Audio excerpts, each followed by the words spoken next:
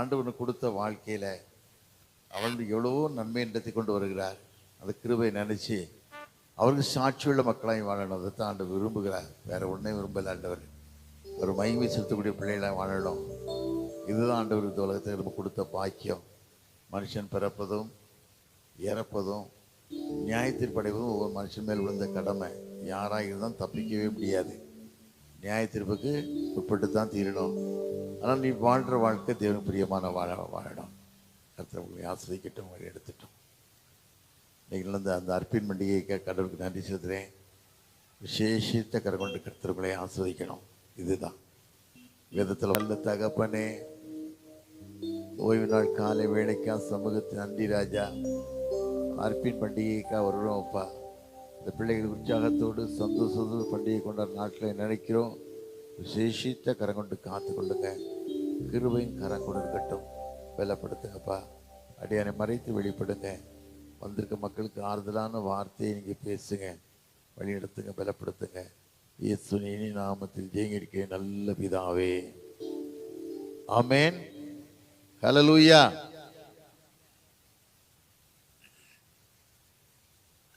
நான் ஒரு வியாபாரி தான், ஊழியன் அல்ல. ஆனால் ஆண்டவர் என்னை தெரிந்து பல வரையிலும் வழி நடத்தி பலப்படுத்தி ஒரு நட்சத்திரமாக வச்சதுனால தான் ஏன் கடவுளுக்கு வாழக்கூடாது, தொழிலை வாழ்கிறோம், கடவுளுக்கு ஏன் மகிமையாக வாழக்கூடாதுன்னு சொல்லி வியாபாரத்துக்கு கொடுக்க அதிக நேரத்தை விட கடவுளுக்கு அதிக நேரம் கொடுக்குறேன். என் தொழிலை ஆண்டவர் பார்த்துக்கிறார். ஏன்னா ஆபிரகாம் மகனை பலியிட ஆண்டவர் அழைக்கார். வேதத்தில் வாசிக்கிறோம். அதே 22 அதிகாரத்தை வாசிக்கும் போது நேசகுமாரன்னு ஒரு சேஷ்ட புதை கொண்டு வந்து எனக்கு பலியிடுங்க. பலியிட போகும்போது அப்புறம் கூட்டிகிட்டு போகிறாரு, வேலைக்காரன் கூட்டிகிட்டு போகிறாரு.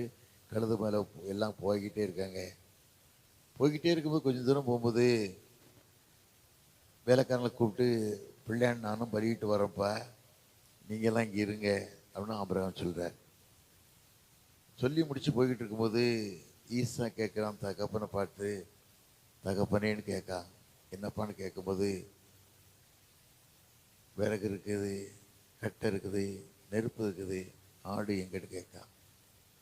அப்போ ஆபிரகாம் சொல்கிறான், என்னுடைய பருவத்தில் பார்த்து கொள்ளப்படும்.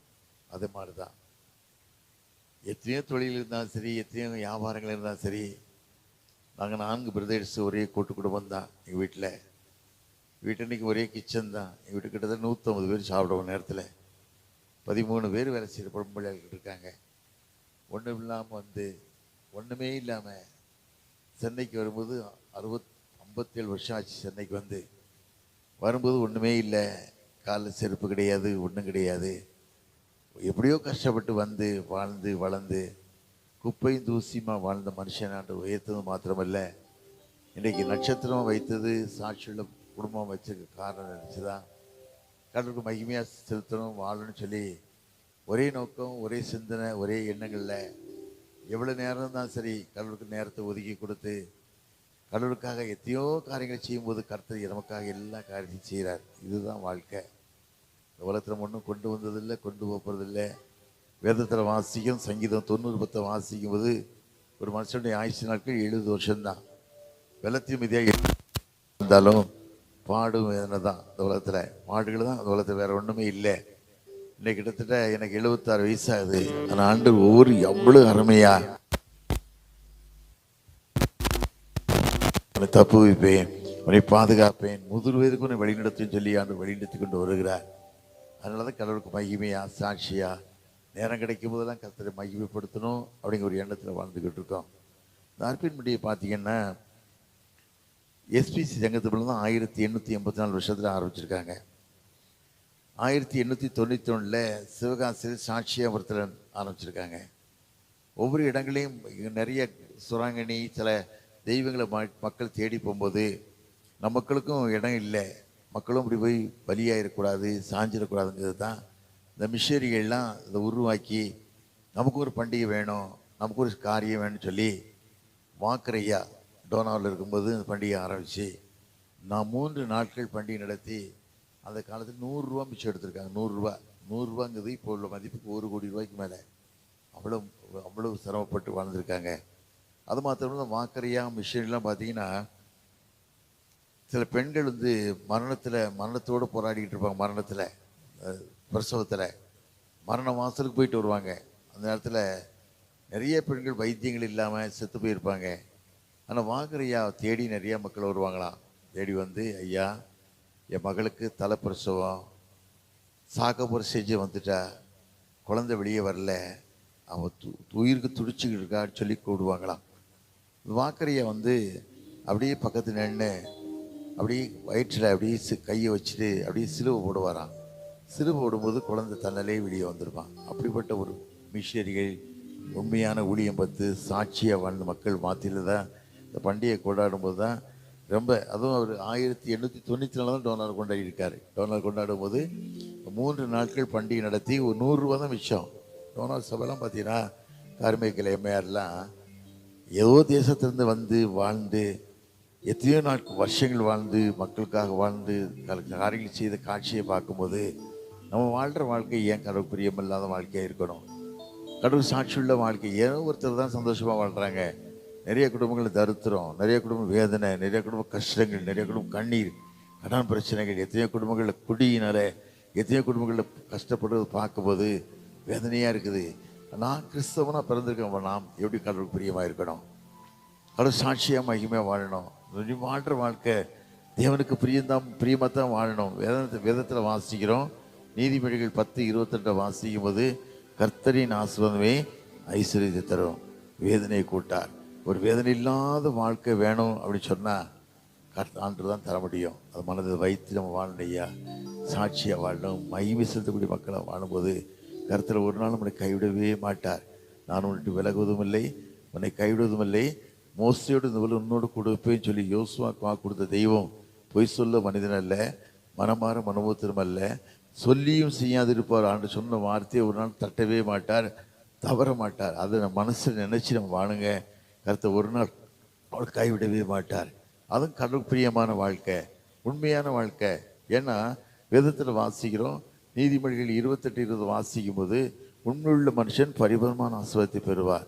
ஐஸ்வர்யம் தீவிக்கிறனும் ஆக்கணைக்கு தப்பான். இன்னைக்கு எத்தனையோ குடும்பங்கள் வந்து உண்மை இல்லாத வாழ்க்கை வாழ்ந்து, ஒரு குடும்பத்தில் உண்மை இல்லை, மனைவிட்ட உண்மை இல்லை, பிள்ளைகள்கிட்ட உண்மை இல்லை, இப்படியே வாழ்கிறாங்க. இதுதான் வாழ்க்கை நினச்சி வாழ்கிறாங்க. இது வாழ்க்கை இல்லை. நீ வாழ்கிற வாழ்க்கை தேவனை பிரியப்படுத்தக்கூடிய வாழ்க்கையா, உண்மையான வாழ்க்கையாக வாழணும். திருச்சபையில் உண்மை இல்லை, திருச்சபையில் சாட்சி இல்லாத மக்களை வாழ்ந்துக்கிட்டு வால்பாறையில் வால்பாறை போது டீ எஸ்டேட்டு தான். இந்த டீ எஸ்டேட்டில் ஒரு ஐயா மனைவி டீயில் பறிக்க போவாங்க. அவர் உதவியாக போவார். அவர் ஒயிட் அண்ட் ஒயிட் தான் போட்டிருப்பார். எப்பவும் சிரிச்சுக்கிட்டே இருப்பார். எல்லாருக்கும் உதவி செய்வார். யார் ஒரு காசு கிடைச்சாலும் மற்றவங்களுக்கு உடனே கையில் கொடுத்து, அடுத்தவங்க இல்லாதவங்களுக்கு கையில் கொடுத்துருவார். அப்படி வாழுவார். ஒரு நாள் மனைவி டீ தோட்டத்தை போயிருக்கும்போது அவர் அந்த அம்மாவை தேடி போகிறாரு. போயிட்டம்மா, இந்த ஊர்லேருந்து ஒருத்தர் வந்திருக்காங்க, அவளை பார்க்க வந்திருக்காங்க, நீ வர முடியுமா அப்படின்னு போய் கேட்க போயிருக்காரு. உடனே அந்த அம்மா சொல்லியிருக்குது, உன்னை திருமணம் பண்ணி எனக்கு இத்தனை வருஷம் ஆச்சு, இத்தனை பிள்ளைகள் இருக்குதுயா, உனக்கு திருமணம் பண்ணி எனக்கு என்ன லாபம்? புருஷனா நீ வாழ்ந்து எனக்கு லாபம், உன்னால் 1/2 கிலோ சிக்கன் வாங்கி தர முடியுமா அப்படின்னு நம்ம கேட்டிருக்காரு. இவர் ஒன்று சிரிச்சிருக்காரு. உடனே அம்மா சொல்ல, உனக்கு சிரிக்க மட்டும்தான் தெரியும், வேறு ஒன்றும் செய்யாது, செயல்பாட்டில் இருக்காது, சிரிப்பீங்க, அழகாக சிரிப்பீங்க அப்படின்னு சொல்லி விட்டுருச்சு. இவர் அப்படியே 2 கையை வானத்துக்கு நேரம் உயர்த்தி, ஆண்டவரே என் மனைவி இப்படி கேட்காப்பா, நான் என்ன செய்யட்டும்? எனக்கு என் மனைவிக்கு பதில் சொல்லவே எனக்கு தெரியல, எனக்கு கேட்கா அப்படின்னு சொல்லி அப்படி யோசிச்சுக்கிட்டே இருக்காரு. பெரிய பருந்து அந்த பக்கம் தூரமாக பறந்து வருது. பருந்து ஏதோ ஒரு பெரிய கோழியை எடுத்துகிட்டு போகுது, தூக்கிட்டு போகிறது, அது சாப்பிட்றதுக்கு கொண்டு போகிறது. பருந்து அவர் கிட்ட வந்து கையில் இந்த கோழியை போட்டு போயிடுச்சு. நம்ம கேட்டது, நீ நல்ல காலுக்கு சிக்கன் வாங்கி தர முடியுமான்னு கேட்டுச்சு. ஆனால் கோழி வெயிட் வந்து 2.5 கிலோ கோழி. உடனே அவர் சொல்லியிருக்காரு, என் ஆண்டவரால் எல்லாம் முடியும், என் ஆண்டவர் எல்லாம் முடியும், என் ஆண்டவர் எல்லாம் செய்வார், என் வாழ்க்கையில் என்னென்ன உதவி வேண்டுமோ அத்தனை உதவியும் தருவார், அவர் என்னை நேசிக்கிற தெய்வம் அப்படின்னு சொல்லி சாட்சி சொல்லியிருக்காரு. கேரளா வண்டி பெரியார்லேருந்து வரோம். நான் உடனே ஒரு வார்த்தை கேட்டேன், ஆசிரியத்திட்டு எவ்வளோ போச்சுன்னு கேட்டேன். 4 லட்சம் ரூபாய்க்கு ஆசிரியத்திட்டு போச்சுன்னாங்க. ரொம்ப சந்தோஷப்பட்டேன். எவ்வளோ காணிக்க வந்துன்னு கேட்டேன். 13,96,000 என்னமோ வந்ததுன்னு சொன்னாங்க. சின்ன சபை தான், உங்களை கூட்டம் கூட இருக்காது. நினச்சி நான் பார்த்தேன், கடவுளுக்காக கொடுக்கக்கூடிய மக்கள் இன்றைக்கி நிறைய வந்துட்டாங்க. முன்ன மாதிரி கிடையாது. கடவுளுக்காக கொடுக்கணும் அப்படிங்கிற எண்ணங்களுள்ள மக்கள் வந்துட்டாங்க. நீ கடவுளுக்கு கொடுத்து பார்த்தீங்க அப்படின்னு சொன்னால் வேதத்தில் வாசிக்கம் இல்லை. மல்லிகா 3:10 வாசிக்கும் போது என் ஆலயத்தில் ஆகாரம் உண்டாயிருப்பது இருக்குது, தசமத்தை கொண்டு வந்து பண்ட சிலை கொண்டு வந்து போடு, நான் வானத்தின் பலைகளையும் திறந்து இடங்கொள்ளாமல் போக மாட்டோமோ உன்னை ஆசீர்வாதம் இப்போ சோதித்து பண்ண விதத்தில் வாசிக்கிறோம். இந்த பண்டிகை நாட்கள் மன மகிழ்ச்சி நாட்களை மாத்திரமில்லை, ஒரு பொருத்தனையோடு இங்கே வளரணும். ஆண்டுக்கு வரும் ஆண்டவரே, இந்த அறுப்பின் பண்டிகை வந்திருக்கேன், தேட வந்திருக்கேன், தேடி பார்க்க வந்திருக்கேன். வந்து அறுப்பின் பண்டிகையில் நீ எங்களை ஆசிர்வதி மாத்திரமில்லை, அநேகரும் ஆசிர்வை குடும்பத்துக்கு பெரிய ஆசிர்வத்தை கொண்டு தரணும் அப்படின்னு கேட்கும்போது ஆண்டு ஒரு நாள் கைவிடவே மாட்டார். அந்த எண்ணத்தை மாற்றவே மாட்டார். நீ வாழ்கிற வாழ்க்கை நம்ம ஒரு வாழ்க்கை தான். அந்த ஒரு வாழ்க்கையை கடவுளுக்கு பிரியமான வாழ்க்கையை வாழ்ந்து, அதுவும் கடவுள் சாட்சியுள்ள மகிமையை வாழும்போது என் வாழ்க்கையில் ஏற்பட்டது அதுதான். என் வாழ்க்கையில் ஏற்பட்ட காரியங்கள் அதுதான். எனக்கு 3 பிள்ளைகள். ஒரு பிள்ளை கோயம்புத்தூர் இருக்கிறார், ஒரு மகன் சென்னையில் என் கூட இருக்க, அடுத்த அந்த மகன் தான் எங்கள் சர்ச்சில் கொயர் மாஸ்டர், கீபோர்டு எல்லாம். முதல் மகள் பெரிய ஊழியக்காரியாக இருக்கா கோயம்புத்தூரில். கோயம்புத்தூர் டைசஸுக்கு அவள் தான், பெண்களுக்கு அவள் தான் சிறப்பான செய்தியாளராக இருக்க. அடுத்த மகள் நல்ல ஊழியத்தை செய்து வருகிற. காரணம், கர்த்தருக்கு பயந்து வழி நடக்கும் எவனும் பாக்கியவான், உன் கைகளில் பிரியாசத்தை சாப்பிடுவாய், உனக்கு பாக்கியம் நன்மையும் உண்டாயிருக்கும். உன் மனைவி வீட்டுடன் கணிதம் திராட்சை செடியை போலும், பிள்ளைகள் பந்தயச்செடி ஒலிவுமுறை கன்றுகளை போலும் இருப்பார்கள். கர்த்தருக்கு பயப்படும் மனுஷன் இவ்விதமாய் ஆஸ்வதிக்கப்படுவான். கர்த்தர் சீயோனை ஆஸ்வதிப்பார். ஜீவன நாளெல்லாம் எருசலேமின் வாழ்வினை காண்பாய். என் பிள்ளைகளையும் எருசலேமின் சமாதானத்தையும் காண்பாய்ன்னு சொல்லி சங்கீதம் 128 வாசிக்கம் இல்லை. அதுபடி ஆண்டவர் நடத்துவார், இன்று நடத்துவார், இன்னுமே நடத்துவார். அப்படிப்பட்ட காரியத்தை ஒப்பு கொடுத்து வாழ்கிற வாழ்க்கை தேவனோடு வாழக்கூடிய வாழ்க்கையாக இருக்கணும். கடவுள் பிரியமான வாழ்க்கையாக இருக்கணும். வைராக்கியமான வாழ்க்கையாக இருக்கணும். வேதத்தில் வாசித்து பார்த்தீங்கன்னா தானியேல் 3ஆம் அதிகாரத்தை வாசிக்க போகுது. சாத்ராக், மேஷாக், ஆபேத்நேகோ 3 மனுஷர் பாபிலோன் தேசத்தில் அடிமையாக இருக்காங்க. அடிமையாக இருந்து ஒரு வைராக்கியமான வாழ்க்கை வாழ்ந்துக்கிட்டு இருக்காங்க.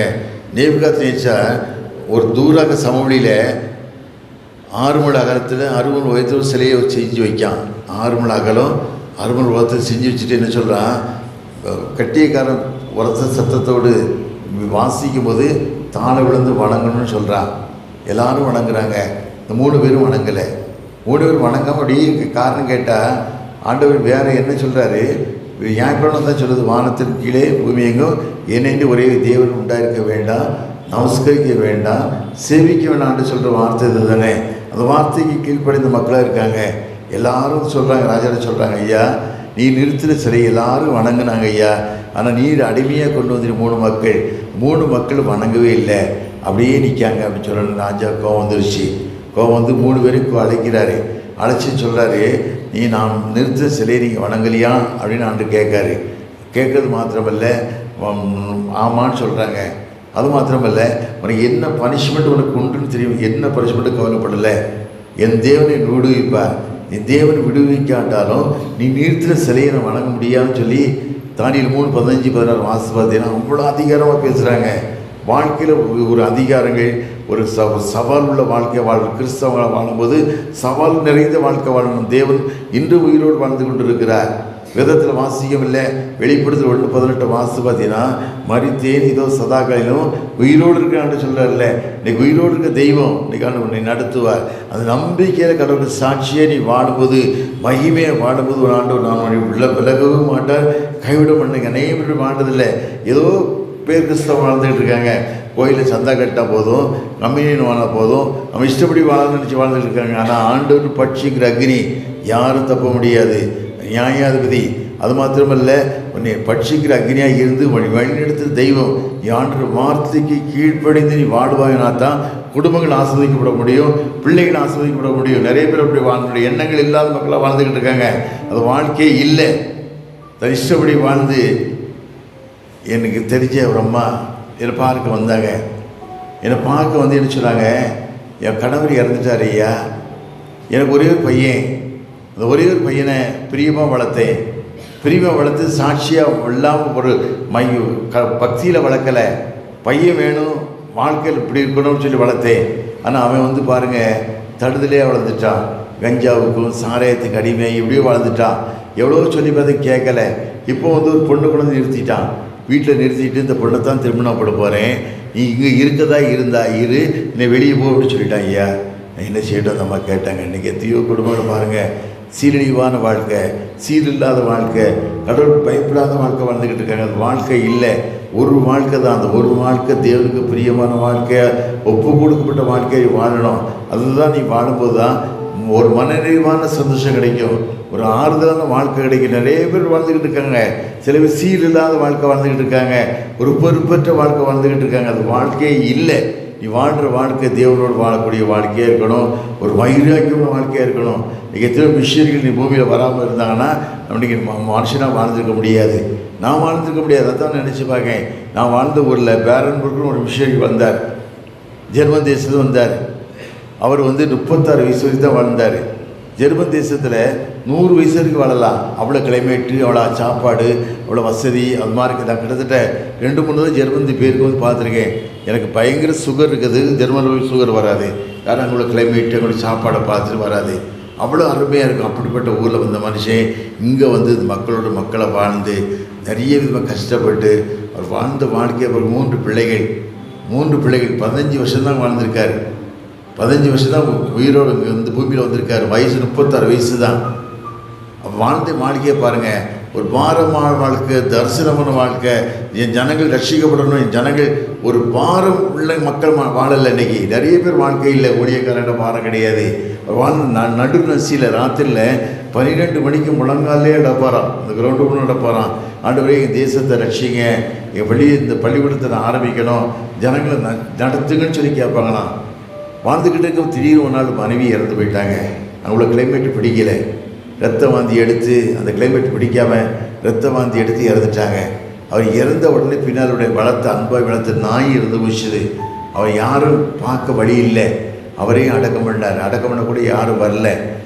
இறந்த உடனே மைசூரில் அங்கேருந்து வந்தாங்க, ஜெர்மனில் வந்தாங்க. வந்து என்ன சொல்கிறாங்க, தப்பா நீங்கள் வாழ்ந்தது போதும், நீ இங்கே வந்து ஜெர்மனுக்கு வந்துடு, இங்கே வந்து வாழ்ந்தது போதும் சொன்னாங்களா. ஆனால் அவர் சொன்னாரா, பிள்ளைகளை 3 நீங்கள் அழைச்சிட்டு போங்க, பிள்ளைகளை 3 அழைச்சிட்டு போங்க. நான் அந்த மக்களுக்காக வாழணும், அந்த மக்கள் ரசிக்கப்படணும், மக்கள் ஆண்டு அன்பு தெரிஞ்சுன்னு சொல்லி வைராக்கியம் வாழ்ந்துட்டார். அவர் வாழ்ந்த காலத்தில் தான் ராகுலன் மிஷினரி வாழ்ந்தார். ராகுலன் மிஷினரி இஸ்ரேல் தேசத்தில், இங்கிலாந்து தேசத்தில் பிறந்த மனுஷன் 14 வருஷம் தான் வாழ்ந்திருக்காரு. சிவகாசி இறக்கும்போது ரத்த வாந்தி எடுத்து செத்தார். ரத்த வாந்தி எடுத்து செத்தார். உங்களுக்கு கிளைமேட் பிடிக்காமல் 14 வருஷம் தான் வாழ்ந்திருக்காரு. அது மாத்திரம் எத்தனையோ ஆலயங்கள், எத்தனையோ விதமாக மிஷினரியோட ஊழியத்தை பார்க்கும்போது எத்தனையோ ஆலயங்கள் நம்ம வாழ்க்கை நினச்சி பார்க்கணும். நீ வாழ்கிற வாழ்க்கை தேவனுக்கு பிரியமான வாழ்க்கை. நீ வாழ்வான ஒரு ஆத்தும பாரம் உள்ள வாழ்க்கையை வாழணும். அப்படி வாழ்ந்தாங்க. ஒரு பாரம், ஒரு தரிசனம். ராகுலன் மிஷன்லாம் பார்த்தீங்கன்னா அவர் கல்லறை போய் பார்த்தேன் சிவகாசியில். 37 வருஷம் தான், 30 வருஷம் தான், 37 தான் வயசு. அப்படி வயசு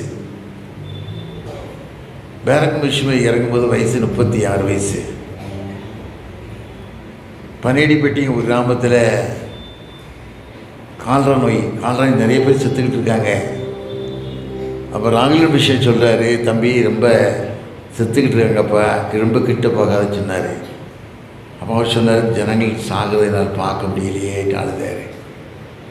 சொல்லி 3ஆம் நாளையில் ராகுலன் மடியிலே மறிச்சிட்டார். ரத்த சாட்சியாக மறிச்சாங்க. விதத்தில் வாசிக்கிறோம். யோவான் 12:24 வாசித்து பார்த்தீங்கன்னா, வாழ்கிற வாழ்க்கை கோதுமை மணியாக அந்த பூமியிலிருந்து சாக விட்டால் தனித்திருக்கும், செத்ததையான மிகுந்த பலனை கொடுக்கும். நீ வாழ்கிற வாழ்க்கை, உனக்கு கொடுத்த வாழ்க்கையில் கடவுள் என்ன மகிமையை வாழ்கிறேன். நான் நேற்று பாலிவுட்டுக்கு போயிருந்தேன். டெல்லியில் ஒரு எம்பி நம்ம ஒருத்தர், ஒரு ஐயா புது வீடு பிரதிஷ்டை பண்ணி போகிறார். எம்பி குவார்ட்டர்ஸில் பதவியேற்று 1 வருஷத்துக்கு பிறகு உள்ள போகிறாரு. நீ ஜெபம் பண்ண வரணும்னு சொல்லி என்னை கூப்பிட்டாரு. கண்டிப்பாக வரணும்னு சொல்லியிருந்தார். நான் போயிருந்தேன். டெல்லி மாட்ரேட் வந்திருந்தாங்க, சிஎன்ஐ மாட்ரேட் வந்திருந்தாங்க. நிறைய நிறைய பேர் வந்திருந்தாங்க. ஈகிள் பிரஸ் டைரி ஓனர் பெரிய கோடீஸ்வரன் வந்திருந்தாங்க. முடிச்சுட்டு 3 எம்பி வந்திருந்தாங்க. 3 பேருக்கு ஜெபம் பண்ணேன். நினச்சி நான் பார்த்தேன், சாதாரண ஆள், எங்கேயோ பிறந்த ஆள், கிராமத்தில் பிறந்த ஆள், படிக்காத ஆள், தத்தி பசி எஸ்எல்சி பாஸ் பண்ணி வாழ்ந்த ஆள், நமக்கு இப்படிப்பட்ட கிருபை ஆண்டு தந்துக்க நினச்சி நான் பார்த்தேன். அது மாத்திரமல்ல, ஒரு சவுத் இண்டியன் ஒரு ஊழியரை பிஷப் பார்க்குறாங்க. அது மட்டும் கிருபையினால் அதை நினச்சி நான் பார்த்தேன். நம்ம ஒன்றுமே இல்லை மனுஷனை ஆண்டு இவ்வளோ தூரம் கனப்படுத்தி ராஜாக்களை ஆசனாரே, ராஜாக்களை அக்கனை ஆசனாக்கனை ஆண்டு சொல்கிறாரு அப்படின்னு நினச்சி நான் பார்க்க. காரணம், ஒரு வாழ்க்கை கடவுள் பிரியமாக இருக்கும்போது வேதத்தில் வாசிக்கம் இல்லை. நீதிமொழிகள் 16:7 எடுத்து வாசித்து பார்த்தீங்கன்னா, வழி சீராக இருந்தால், செம்மையாக இருந்தால் சத்துருக்களும் உனக்கு விளங்கும்படி செய்வார். வழி சீராக இருக்கணும், கடவுள் பிரியமாக இருக்கணும். அப்படி வழியே நீ வாழும்போது தான் கர்த்தர் ஒரு நாள் மட்டும் விலகவும் மாட்டார், உன்னை கைவிட மாட்டார். நினச்சி நான் பார்ப்பேன். ஒவ்வொரு நாட்களும் நான் பிறந்த கிராமம் எங்கே, நான் வாழ்ந்த ஊர் எங்கே, நம்ம படித்த நிலைமை என்ன, நம்ம அப்பா அம்மா வாழ்ந்த நிலைமை என்ன, எப்படி இல்லாமல் வாழ்க்கை சாப்பாட்டுக்கெல்லாம் கஷ்டப்பட்டோம், ஒன்றும் இல்லாமல் இருந்துமே. ஒரு ஃப்ளைட்டை பார்க்கணுன்னு ஆசைப்பட்டா மாட்டு வண்டியில் ஏறி புளியம்பரத்தில் ஏறி பார்ப்போம். இதுதான் ஃப்ளைட்டான்னு பார்ப்போம். உன்னை உலகம் முழுதும் அடு சுத்தப்பட கிருபை தந்திருக்காருன்னா இது கடவுளுக்கு பெரிய கிருபை இல்லை. நீ அப்படிப்பட்ட கிருபைக்கு நான் ஒப்பு கொடுக்கணும்னு சொன்னேன். உன் வாழ்க்கை கடவுள் சீராக இருக்கணும், கடவுள் உண்மையாக இருக்கணும். தாவீது ராஜா பாருங்கள், கரகலாட்டுக்கு பின்னால் அழைஞ்சிடான். நேற்று நான் அந்த அதிகாரத்தை வாசிக்கிட்டு இருந்தேன். 1 சாமுவேல் 17 அதிகாரத்தை வாசிக்கிட்டு இருக்கே இருக்கும்போது அது ரொம்ப திங்க் பண்ணிக்கிட்டே இருந்தேன். சவுல் கடவுளுக்கு பிரியமில்லாத மனுஷனாக போயிட்டான், கடவுள் பிரியமில்லாத மனுஷனாக போயிட்டான். ஆனால் தாவீது கடவுள் பிரியமான மனுஷனாக இருந்தான். சவுலை ஆண்டு தள்ளிட்டார். சவுலை ஆண்டு தள்ளின உடனே சாமுவேல் தீர்க்கதரிசி அழுதுகிட்டு இருக்காரு. நான் ஆண்டவர் சொல்கிறாரு, நான் ராஜாவை இராதபடி தள்ளினேன், சவுலுக்கு நீ எந்த மட்டும் அழுதுகிட்டு இருப்ப, உன் கொம்பு எடுத்துக்கொண்டு பெத்லேஹேம் ஊருக்கு வா, அங்கே ஒரு மனுஷனை காட்டுறேன்னு சொன்னார். ஈசாய் வீட்டுக்கு வான்னு சொல்கிறாரு. அப்போ சாமுவேல் சொல்கிறான், இதை சவுல் கேட்டு கொண்டு விடுவானேன்னு சொல்கிறான். ஆண்டவர் சொல்கிறாரு, பலியிடம் வந்தேன்னு சொல்லிட்டு போ அப்படிங்காரு. பலியிடம் வந்து சொன்ன உடனே அங்கே போகிறான். அவன் பிள்ளைகளெல்லாம் எல்லாம் ரெடி பண்ணி பலியிடத்துக்கு கூப்பிடுறான் சாமுவேல் தீர்க்கதரிசி ஊருக்குள்ளே போன உடனே ஒரே குழப்பமாக இருக்குது, பயப்படுறாங்க என்ன நடக்குமோன்னு சொல்லி. அவன் பலியிடத்தான் வந்தேங்க. 3 பைகளுக்கு அமிர்தா 3 பையங்க வராங்க. 3 பைகளை பார்த்த சொல்ல முகம் வந்து நல்லா இருக்குன்னு சொல்ல எடுக்க பார்க்க. ஆண்டு சொல்லாரு, முகத்தை பார்க்காத இருதயத்தை பாருங்கன்னு சொல்லாரு. நீ மனுஷன் முகத்தை பார்க்காத இருதயத்தை பாருங்க. இருதயத்தை பாருன்னு சொன்னது மாத்திரமில்லை, 7 பேர் அவனுக்கு 7 பிள்ளைகள் தள்ளிட்டாங்க. 8வது ஒரே ஒரு மனுஷன் தாவீது ஆடு மேய்ச்சிக்கிட்டு இருக்கான். அவன் கேட்குறாரு, இவ்வளோதானே ஒரு பிள்ளைகள் கேட்கும்போது ஒரே ஒரு மனுஷன் இருக்கான், ஆடு மேய்ச்சிக்கிட்டு இருக்கான்னு சொல்லும்போது அவன் கூட்டிகிட்டு வான்னு சொல்ல உடனே காட்டிலேருந்து கூட்டிகிட்டு வராங்க. கூட்டிகிட்டு வந்த உடனே ஆண்டு சொல்கிறாரு, இவன் தான் மனுஷன், இவனை அபிஷேகம் பண்ணு, இனி அபிஷேகம் பண்ணு ஆண்டு சொல்கிறாரு. நான் நினச்சி நான் பார்த்தேன், நம்ம எப்படியோ வாழ்ந்த மனுஷனை, எங்கேயோ வாழ்ந்த மனுஷனை, எப்படியோ வளர்ந்த மனுஷனுக்கு ஆண்டு இப்படி ஒரு கிருபை தந்திருக்காரு. தாவீதை போல கிருபை தந்திருக்கேன்னு சொல்லி கடவுளை தான் சிந்திச்சேன், கடவுளை தான் நன்றி செலுத்துகிறேன். ஆண்டவரே, என் வாழ்க்கை பிரியமான வாழ்க்கையை மாத்திரமல்ல, என் ஜீவ காலமெல்லாம் பிரியமாய் வாழ்ந்து வளர்ந்து சாட்சியை நீ வாழணும் அப்படின்னு சொல்லிட்டு நான் கடந்து வந்தேன். அது மாத்திரமல்ல, அங்கே ஒரு ஜனகபுரி டெல்லியில் ஒரு பெரிய சர்ச்சுக்கு போகும்போது ஒருத்தர் ஜெபம்னு சொன்னாங்க. ஜெபம்னு சொன்னாங்க. அவங்க வாழ்க்கையை நினச்சி பார்க்கும்போது ரொம்ப கண்ணீர், கடன் பிரச்சனை, ரொம்ப கடன் பிரச்சனை.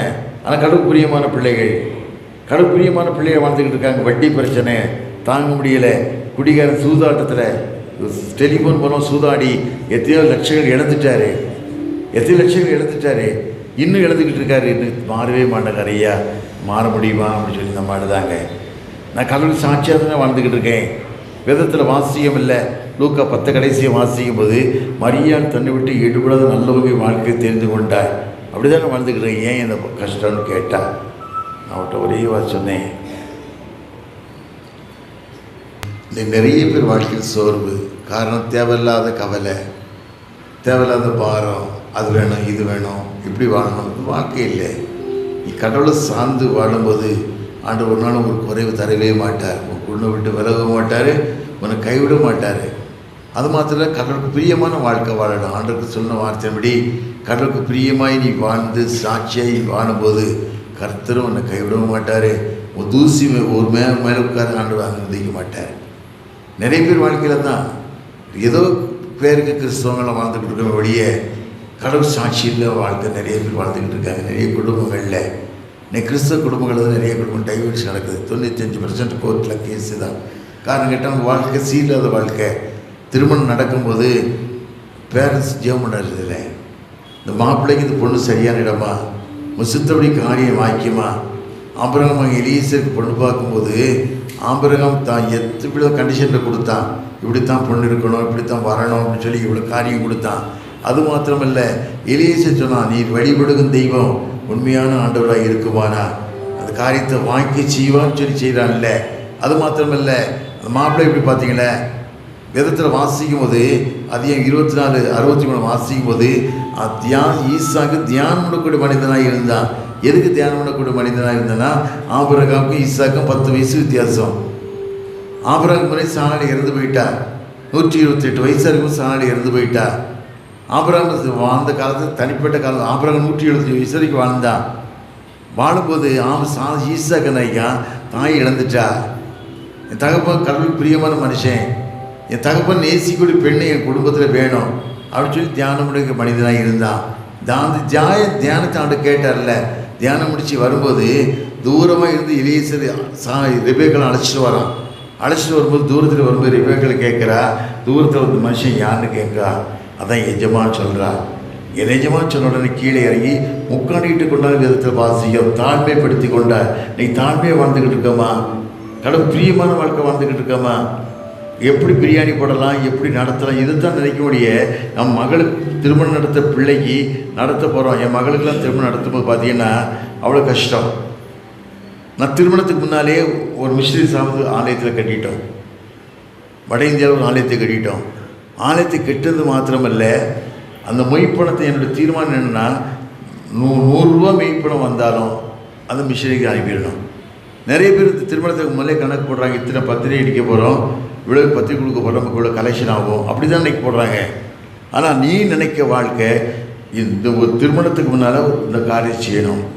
கடவுள் செய்யும்போது இந்த பிள்ளைகளை ஆண்டு நடத்துவார். காணாமல் திருமணத்துக்கு ஆண்டு வந்தார்ல, எந்த கஷ்டப்பட்டது ரசம் குறைஞ்சி போட்டுச்சு. மரியாதை சொன்னாங்க, ரசம் இல்லைன்னு சொன்னாங்க.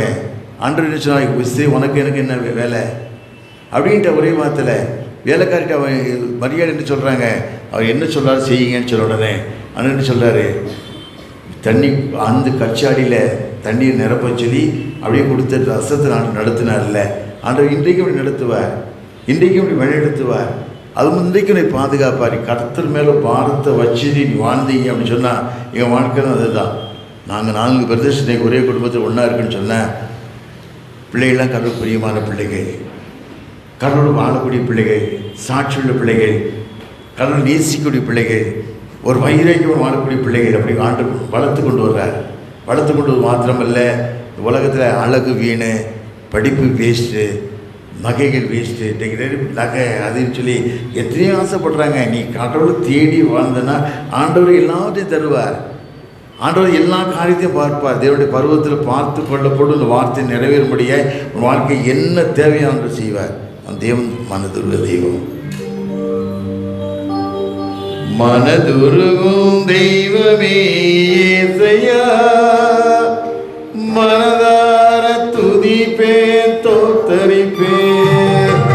மனதுருகும் தெய்வமே இயேசையா, மனதார துதிப்பேன் தோத்தரிப்பேன். நல்லவர் சர்வ வல்லவர், நீ நல்லவர் சர்வ வல்லவர், உன் இரக்கத்திற்கு முடிவே இல்லை.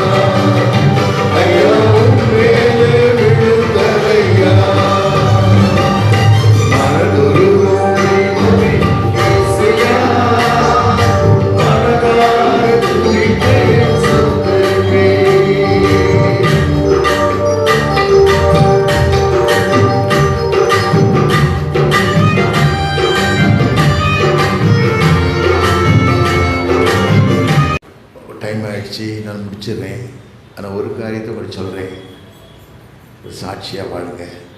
ஒரு வாழ்க்கை தான், நீ ஒன்றும் கொண்டு போகிறதில்லை. நீ வாழ்கிற வாழ்க்கை ஆண்டு கேட்பார், உனக்கு இத்தனை பாடுகளப்பட்டனே, இத்தனை கஷ்டங்கள்பட்டனே, இத்தனை வேதனைப்பட்டனே, சிறுக அடிக்க நொறுக்கப்பட்டனே, நீ எனக்கு என்ன செய்தான்னு கேட்பார். நான் 67 வருஷம் சென்னைக்கு வரும்போது கால் மிதிக்கூட இடம் கிடையாது. நான் அப்படி இருந்த வீட்டில் 10 ரூபா வாடகைக்கு வந்தோம். 10 ரூபா வாடகைக்கு வந்தோம் 68ல் வரும்போது. ஒரு மலையாளி, அவங்க நல்ல மனுஷன், ஒரு இஸ்லாமிய மனுஷன். அவர் சொன்னார், ஐயா நான் வீட்டை விற்க போகிறேன், நீ வீட்டை வாங்கிக்கிட்டீங்களா காலி பண்ணிட்டேன்னு கேட்டார். நாங்கள் எங்கே போவோம்னு சொன்னேன். நான் என்னையா சேட்டு கேட்டார். எங்கள் அண்ணனுக்கும் அன்றைக்கி திருமணம் ஆகிருக்கு, சென்னைக்கு வந்திருக்காங்க. அவர் தாலி சீனை 1000 ரூபாய்க்கு விற்றுட்டு இந்த இடத்த வாங்கினோம். இன்றைக்கு பாருங்கள், காலு மணிக்கு இந்த சத்தனை யார் சொந்தமாக தந்திருக்கார். 5 பெட்ரோல் பங்க் வச்சுருக்கேன், 3 பெரிய ஸ்கூல் வச்சுருக்கேன், சோப்பு கம்பெனி, பொடி கம்பெனி, மசாலா கம்பெனி, பெருங்காய கம்பெனி, எத்தனையோ ஆயிரக்கணக்கான வேலை செய்ய கிருபை தந்தார். அது மாத்திரமல்ல, இன்றைக்கு இருப்பதை பார்க்கலாம் 1000 மடங்கு வழியெடுத்தது மாத்திரமல்ல, மன்னை ராஜாக்களும் ஆசனாக்கனே சொன்னார். அந்த வார்த்தை பொய் இல்லை. அப்படி தான் உங்களை நடத்துவார். நீங்கள் ஏதோ வாழ்ந்தோம். சில கிறிஸ்தவர்களுக்கு நினச்சிட்டாங்க, கோயிலுக்கு போகணும், மத்தியானம் கறி வாங்கணும், வரட்டணும், தண்ணி அடிக்கணும், இது தான் வாழ்ந்துக்கிட்டு இருக்காங்க. இது வாழ்க்கை இல்லை. ஃப்ரிட்ஜில் கறி எடுத்து, மீன் எடுத்து பொரித்து ஒரு ஆஃப் சரக்கை வாங்கி சாப்பிட நினச்சிக்கிட்டு இருக்காங்க. இது வாழ்க்கை இல்லை. வேதத்தில் வாசிக்கம் இல்லை. நீதிமொழிகள் 23 அதிகாரத்தை வாசிக்கும்போது கடைசி வசனம் வாசி பார்த்தீங்கன்னா 28, 20 வாசி பார்த்தீங்கன்னா, ஐயோ யாருக்கு வேதனை, யாருக்கு கஷ்டம், யாருக்கு காரணம் இல்லாத காயங்கள், யாருக்கு ரத்தங்கள் கண்கள், மதுபானியர்கள் தங்கி திரும்ப வேதத்தில் வாசிக்கும். அதெல்லாம் மறந்துடுங்க. கிறிஸ்தவங்களை வாழுங்க, சாட்சியை வாழுங்க.